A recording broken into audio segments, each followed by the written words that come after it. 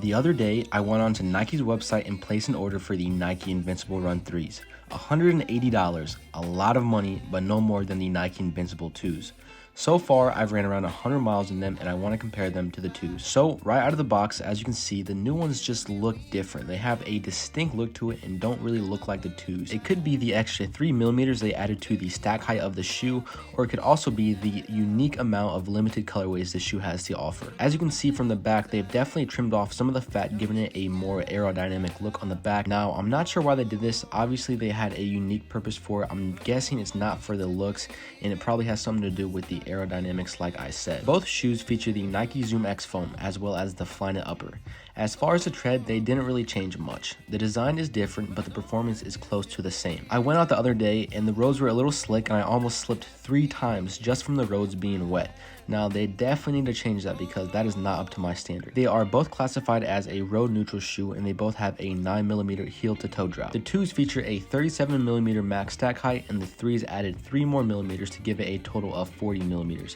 Now, somebody correct me if I'm wrong, but I think technically that means that you are not able to race these shoes in college or professionally. Anything 40mm and up is illegal. These are a daily training shoe you'd wear to put basic mileage in and do some long runs, which means that you need to feel sturdy and durable. Now, I can't speak much on these because I only have around 100 miles in them, but I think that these shoes are going to actually last a long time and be super durable. I'm guessing somewhere between 400 to 600 miles is my prediction, and that's honestly a lot for me. Now, I know that's not a lot for some people, but I come from the Hoka Mach 4s, and those things only last around 250 to around 350 miles before they're trashed, so 400 to 600 is definitely a lot for me. Now, I would definitely agree that the new ones fit a lot better. They're built tighter and they are wrapped around my feet tighter and just have a stronger feel, which leads me to the breathability not being as good due to the tighter feel, and it's honestly just a trade-off, and it's a trade-off that I was willing to make. So now I have some pros and cons for both of these shoes that I want to put out there. We're going to start with the 2's. So here are the pros.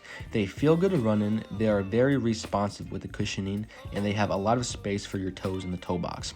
Some of the cons would include the tread is very bad and I was slipping on some of my easy runs, and my only other con is it looks like a running shoe. Now, when I buy a running shoe, especially for $180, I want to be able to run in these shoes, then after put them on and just walk around as a casual shoe, but you really can't because the colorways are pretty hideous for this, and they also look like running shoes, so you definitely can't match them with some of your more casual outfits. So for the 3's, here are some of my pros. They obviously feel very good to run in. My feet are super secure, and the looks for these are actually very nice as well. They're super aesthetic and they look good with a casual outfit. You only have 4 colorways to choose from, so be careful because some of them don't look as good in my opinion. Next is the toe box is very spacious, and the responsiveness of the cushioning is awesome as well. And that leads me to my cons, which the tread as well as the 2's are very bad. Like I said, I slipped about 3 times on my run the other day just from rain, and my only other con is the limited amount of colorways you get for this shoe. I'm definitely not a fan of all of the colorways and you only have 4 to choose from, so yeah, that's definitely a deal breaker. They're gonna have to make some more colors for some of you guys out there. It's time to put these shoes on and go out for a quick jog.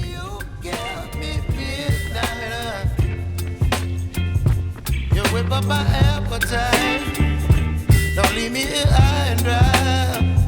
Oh, well, I don't wanna jinx it, baby, and twist myself at the spine.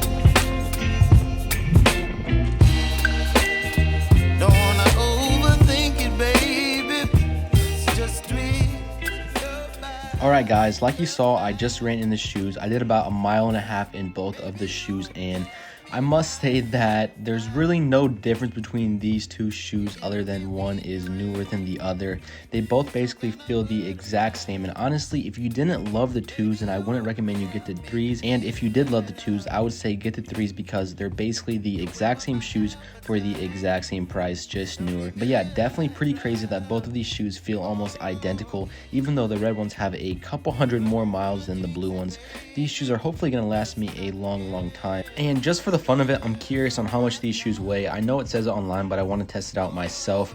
Obviously guessing that the old ones are going to weigh a little bit more because Nike likes to reduce the weight. So yeah, as you can see, the old ones looks like they weigh about 10.4 ounces, and I'm gonna put on the new ones, and as you can see, the new ones weigh 10.1 ounces, so definitely a little bit less, and this is for a US size 9. So that's gonna be it for this video. If you guys enjoyed, make sure to give it a like and subscribe. I will see you guys next time. Stay safe, guys, and stay blessed. Peace.